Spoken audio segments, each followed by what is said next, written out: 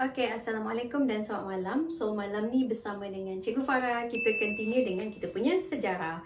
Okay, so malam ni Cikgu akan teruskan dengan bab 3. So, yang ni adalah part 2.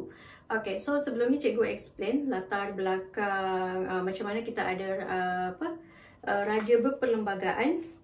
So, this one dia macam nak menerangkan macam mana bermulanya raja dengan demokrasi berparlimen ni. So, sebenarnya dah start dari zaman dulu lagi. So, yang ni kita tengok sebelum Perang Dunia Kedua. So, sebelum World War II. So, cikgu buat short form je. So, sebelum Perang Dunia Kedua, okay, pemerintahan beraja ni, dia telah berjaya sekat pentadbiran British.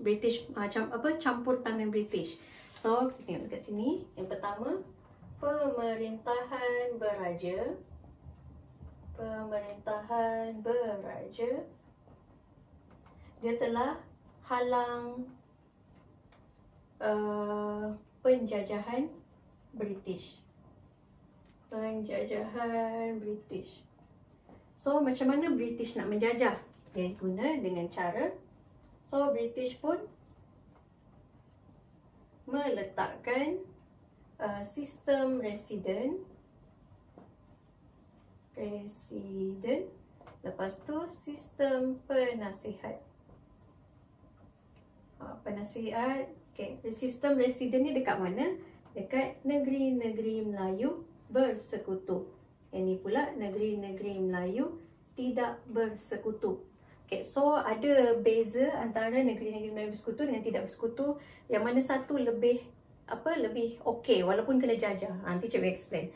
Okay, lepas tu semasa pemerintahan Raja-Raja Melayu ni still ada campur tangan British. Campur tangan melalui apa? Selain daripada sistem residen ni, dia juga campur tangan melalui perjanjian lagi dengan surat perisytiharaan. Surat perisytiharan. So dari sini juga dia masuk pentadbiran tempatan. Okey, lepas tu kita tengok dekat negeri-negeri Melayu bersekutu. Okey, negeri-negeri Melayu bersekutu. So negeri-negeri Melayu bersekutu, British dia ambil alih pentadbiran. British ambil alih pentadbiran. Dia ambil kuasa siapa? Dia ambil kuasa pembesar. So, pembesar hilang kuasa. Hak memungut cukai apa semua kena ambil.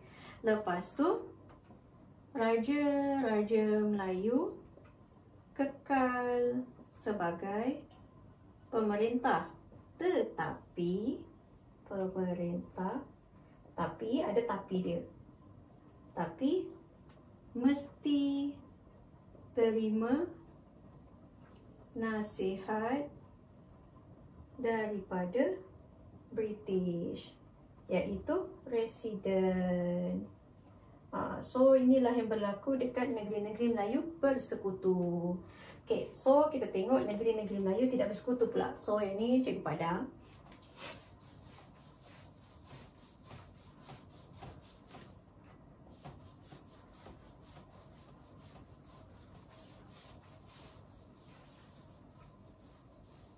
Okay, so untuk negeri-negeri Melayu tidak bersekutu, negeri-negeri Melayu tidak bersekutu, dia lebih kukuh kedudukan raja. Kedudukan raja. Kenapa lebih kukuh? Sebab British dia tempatkan dia punya penasihat, tapi tapi dia punya pentadbiran tu still lagi diteruskan oleh pembesar. So pembesar tak hilang kuasa. So boleh kata dekat sini British menempatkan penasihat, tetapi pembesar tempatan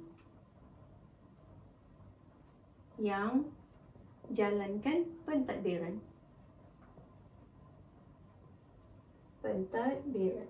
dan pembesar tempatan ni dilantik oleh Sultan sendiri.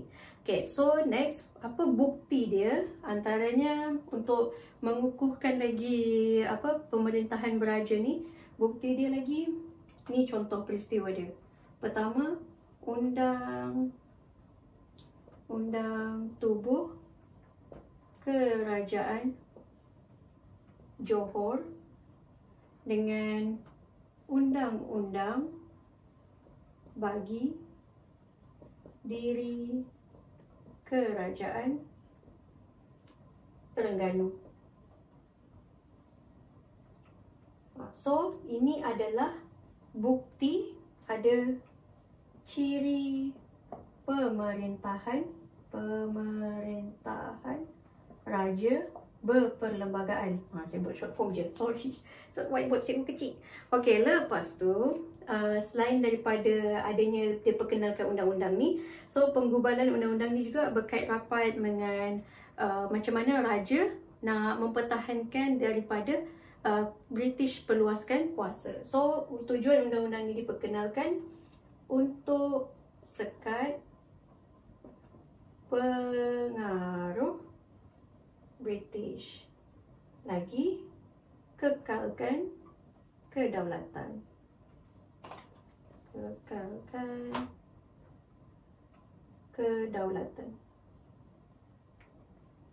Macam tu. Okay, so okay, cikgu teruskan lagi.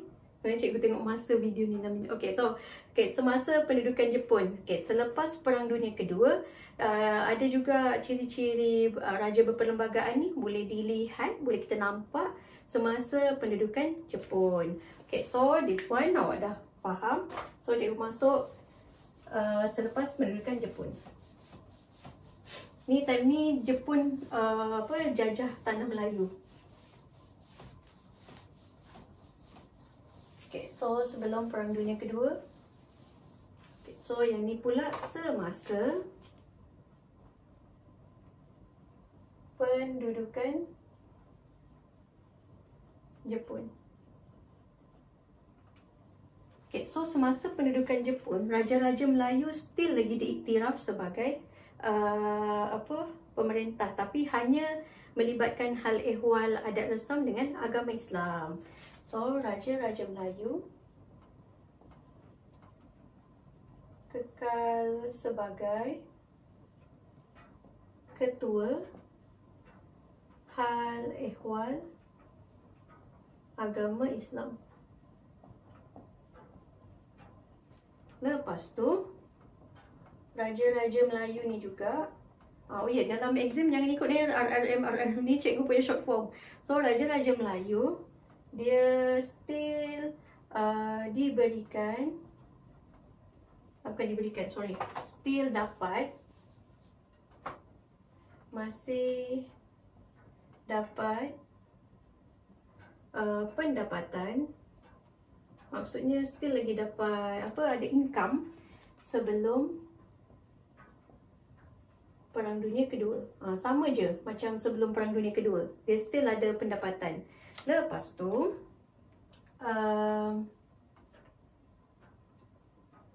pada bulan Jun 1943,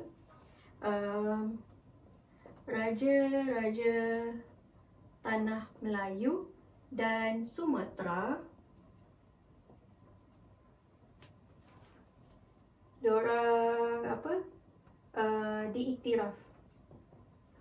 diiktiraf semasa pemerintahan Jepun di Singapura.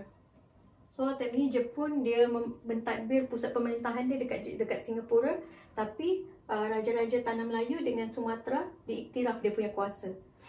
Pemerintahan Jepun di Singapura. Lepas tu kedudukan raja-raja Melayu di negeri masing-masing di bawah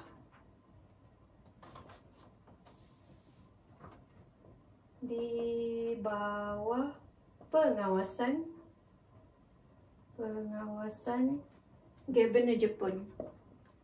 Governor Jepun di Tanah Melayu. Cikgu buat short form je. So, dekat sini boleh nampak ciri-ciri kedaulatan itu adalah dari segi dia masih lagi ketua dekat hal ehwal agama Islam. Lepas tu, dia punya pemerintahan tu diiktiraf iaitu Raja-Raja Tanah Melayu dengan Sumatera ni diiktiraf semasa pendudukan Jepun di Singapura. Lepas tu, kedudukan Raja-Raja Melayu ni masing-masing still lagi ada dekat negeri masing-masing, still ada raja. Tapi di bawah pengawasan ataupun macam dia yang monitor Governor Jepun di Tanah Melayu. Gitu. Okay, so untuk next video baru cikgu explain lagi latar belakang yang lain lagi, baru cikgu sambung lagi dalam next video dekat part 3. Okay, so itu je untuk malam ni. So harap-harap membantu. Lepas tu kalau berminat dengan online class boleh WhatsApp cikgu. Lepas tu lagi cikgu still lagi ada live streaming, insyaAllah apa semua tu dalam untuk 3 subjek ni, sejarah, sains dengan matematik. Lepas tu kalau nak tahu jadual ke apa boleh WhatsApp cikgu. Lepas tu apa lagi? Itu je lah kot. Zoom meeting untuk online class yang student yang nak join online class untuk subjek-subjek selain daripada maths. Maths pun ada juga dari segi Zoom meeting. Korang boleh tanya direct soalan apa semua. Lepas tu itu je. Okay, so that's all for today. Thank you for watching. Jangan lupa like and subscribe. So itu je. Kalau ada apa-apa nak komen mungkin boleh komen. InsyaAllah cikgu baca. Itu je. Okay, thank you. Assalamualaikum. Bye.